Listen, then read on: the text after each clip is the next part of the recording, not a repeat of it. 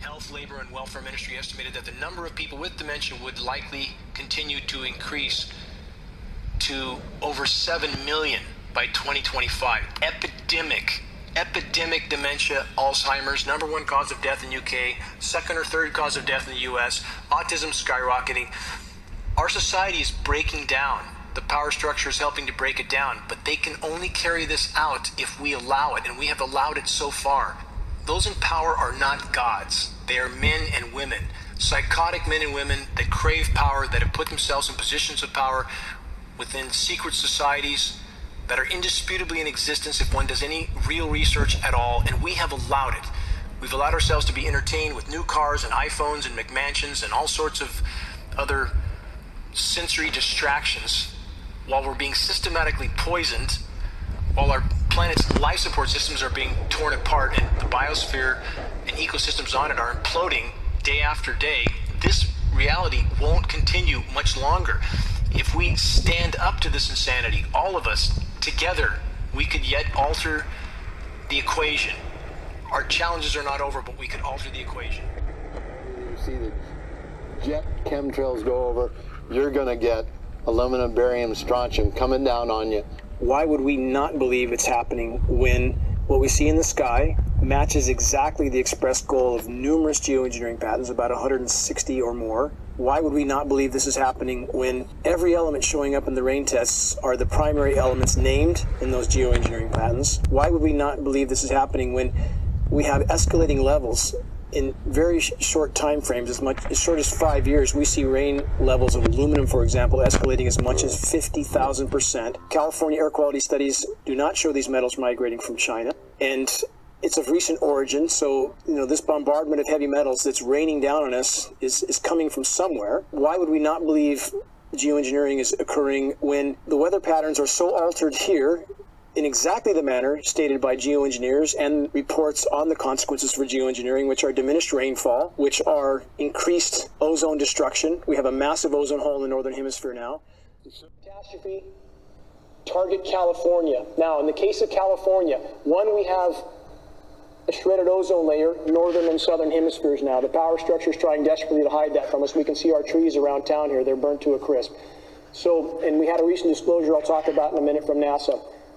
But we also have a very straightforward equation. We know from available science that when you aerosolize the atmosphere, it diminishes and disperses rainfall. This is not about cloud seeding to create rain. Again, it's about creating artificial, toxic cloud cover.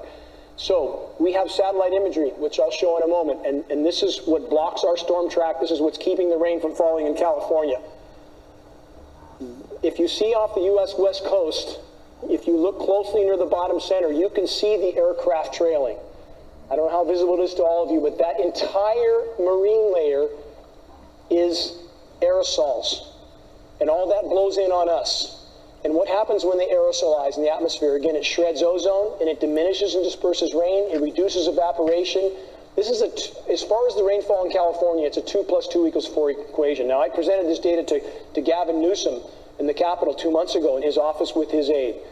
There's no question they got what I passed on to them, but apparently they're too comfortable in their job. That is with the introduction of vast quantities of an extremely small, water-loving metallic salt at flight altitude.